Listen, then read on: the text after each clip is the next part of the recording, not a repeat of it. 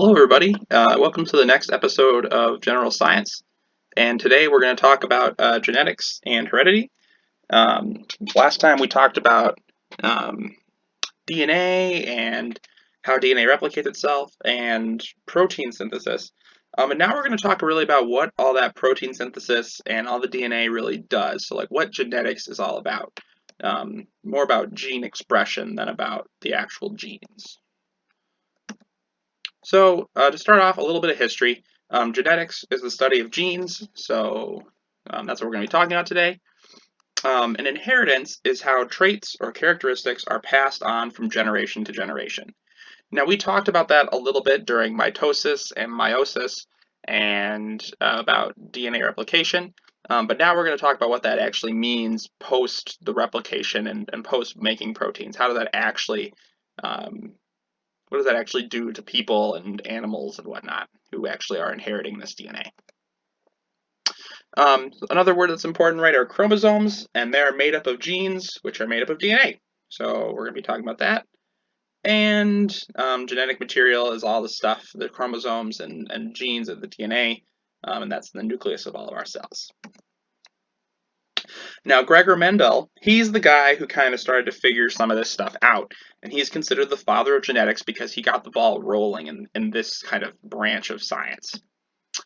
Gregor Mendel was a monk from Austria, and he experimented with pea plants. He ran very, very well done experiments with pea plants.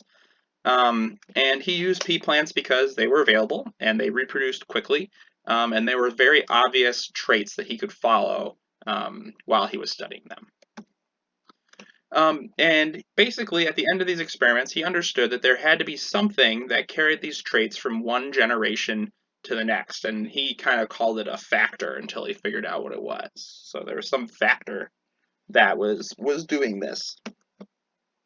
So in the mid-1800s, the rules of this inheritance thing wasn't really figured out. He really didn't know, nobody really knew how it worked, and then Mendel's experiments kind of shed light on at least a basic understanding of it. So what he would do, he would take an experimental approach to this question of inheritance, and for 7 years, Mendel bred these pea plants, and he recorded these patterns in these meticulous notebooks that he kept, keeping all these different things. And his experiment ended up defending a particular type of inheritance that people were positing, which is called the particulate hypothesis. And basically what that means is that parents are passing on to their offspring special factors, which we call genes now, that are responsible for these inherited traits. So basically, he gave us some proof to show that parents are giving specific factors to their children, and that's why children look the same or similar to their parents. So here's a breakdown of what Mendelian genetics is all about.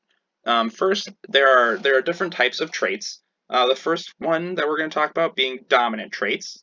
Dominant traits are traits that are expressed unless they don't show up. So the other type of traits are recessive traits, and these are traits that can be covered up by dominant traits.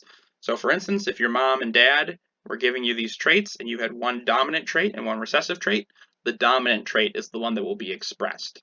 The only way that you can get a recessive trait is if you can express a recessive trait is if you only have recessive traits. Okay, so if there's ever a dominant trait around, that dominant trait's going to win out, no matter what. Alleles, those are the different forms of a characteristic. So those are the two options of a characteristic you're talking about. And then Punnett Squares. Punnett Squares is a cool little thing that Mendel came up with that allows you to kind of predict what's going to happen when you cross two parents. And it's all based on probability. So we'll get to talking about that in a moment. A genotype are the types of genes that are present. So those are the actual alleles, the actual genes that you receive from your parents. And a phenotype is what that genotype looks like when your body has it.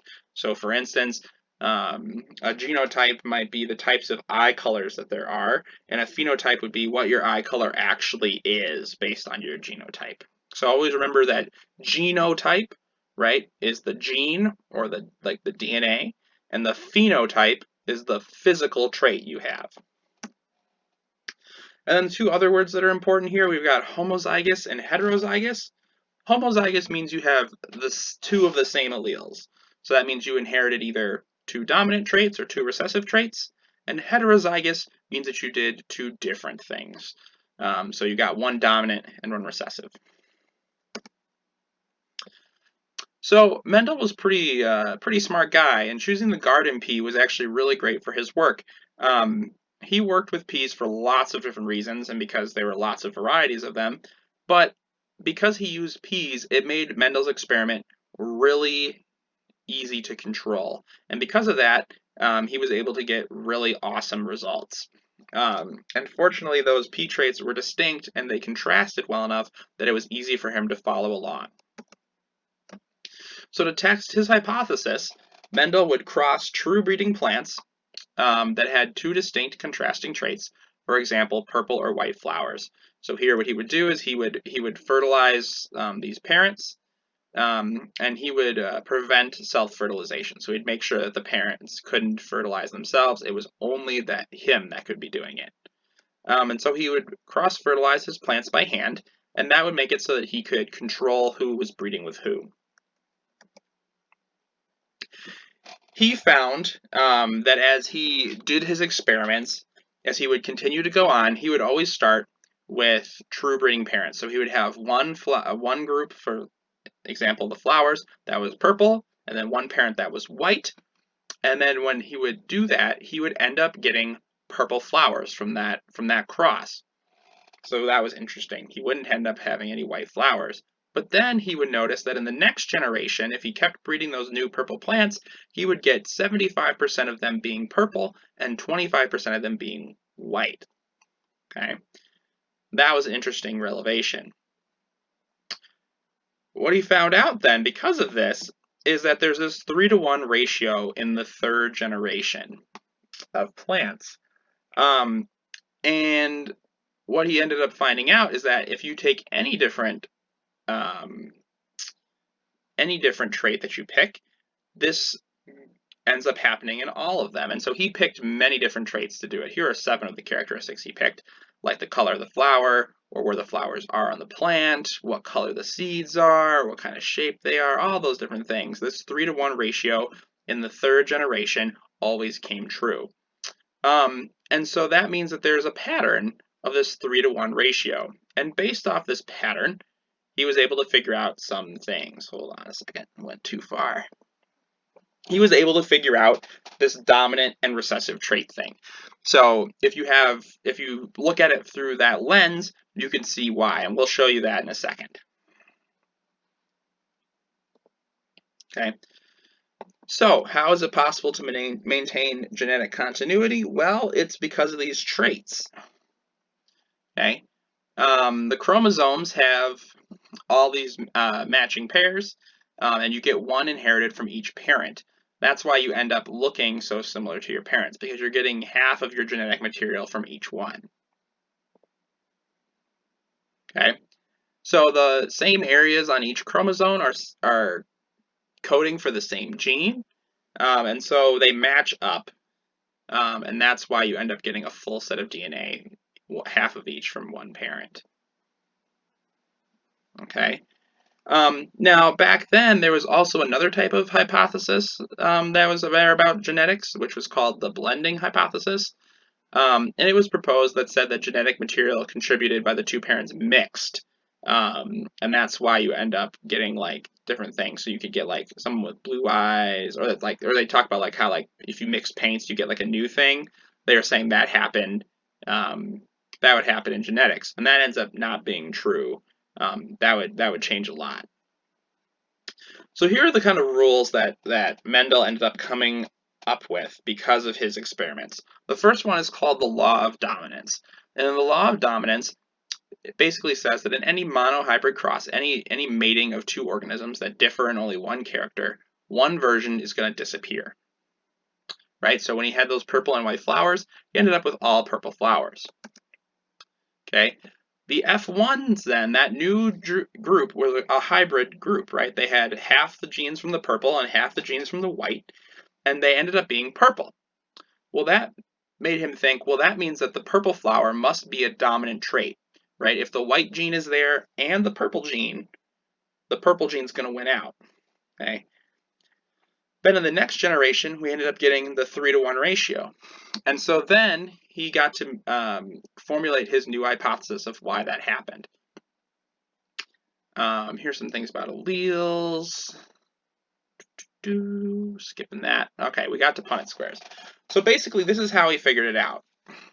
So a Punnett square is just like, it looks like an old-fashioned window. So you know, if you were like, if you were drawing a house when you were a kid and you drew a window, it usually kind of looked like, the square with the cross in it.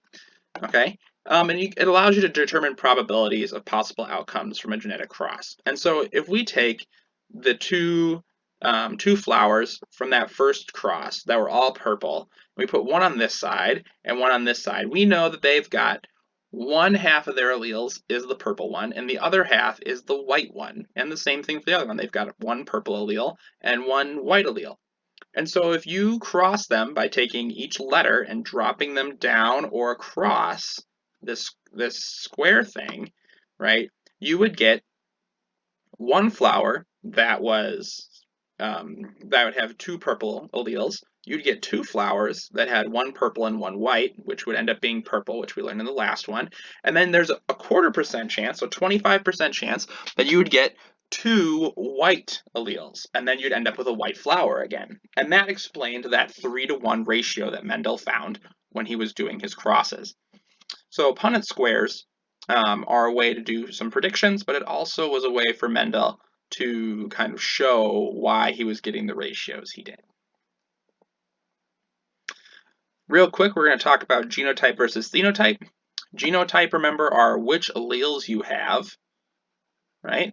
And phenotype is what physical trait manifests because of that. So there's a ratio of 3-to-1 in the phenotype in his experiment, but genotype-wise, the ratio is actually 1-to-2-to-1. But these two still have the same phenotype as this one.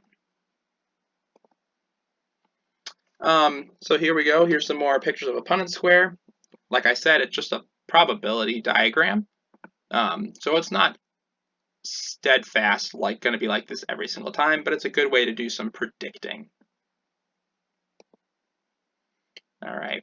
I just want to make sure that we're good. Okay, we're going to do one example of a Punnett square here so you can see how it works. And then after that, we'll call it a day.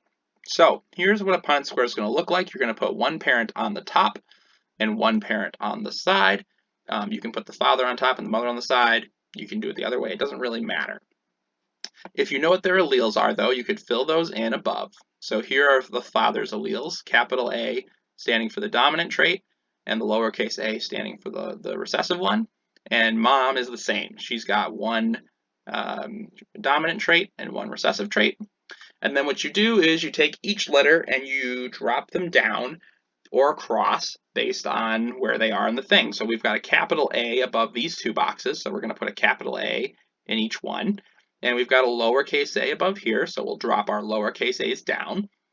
And then we'll do the same thing over here. We've got an uppercase A, so we'll put an uppercase A in each box and a lowercase a in each box. And now each one of these boxes shows a 25% chance of that being the genotype of an offspring from those parents. And that's how a Punnett square works. It's basically just showing the possibilities that are available to you if you're crossing certain parents, what their offspring might be like. Thanks for watching this video about genetics and about Mendel and Punnett squares and all sorts of fun stuff. In our next video, we're going to talk about